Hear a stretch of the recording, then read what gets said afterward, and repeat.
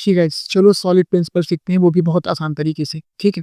Solid principal software engineering के वो 5 golden rules हैं, जो आपके अगर आप अपने प्रोजेक्ट में इम्प्लीमेंट करते हो, अपने कोड में इम्प्लीमेंट करते हो, तो आपके कोड को बहुत ही अच्छा स्केलेबल बनाता है, मेंटेनेबल बनाता है और आपके कोड को डीकपल्ड बनाता है, ताकि फ्यूचर में फर्दर इम्प्लीमेंटेशंस बहुत ही आसान हो जाए।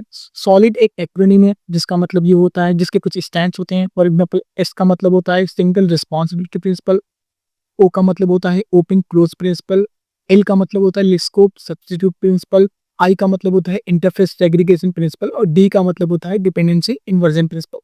ये पांचों प्रिंसिपल ऐसे प्रिंसिपल होते हैं जो अक्सर डेवलपर्स को कंफ्यूज करते हैं और सारे मतलब लोग नहीं समझ पाते। It is easy and you can understand it in a very in common manner. For example, let's discuss all principles in a very basic style. So for example, first principle is single responsibility principle. That means कि अगर you have a class, okay, you have a class, तो उस class के पास एक ही responsibility होनी चाहिए, यानी कि एक क्लास के पास सिर्फ एक रिस्पॉन्सिबिलिटी होनी चाहिए। फॉर एग्जाम्पल, लेट्स से आपके एप्लीकेशन में एक यूजर नाम की क्लास है, ठीक है।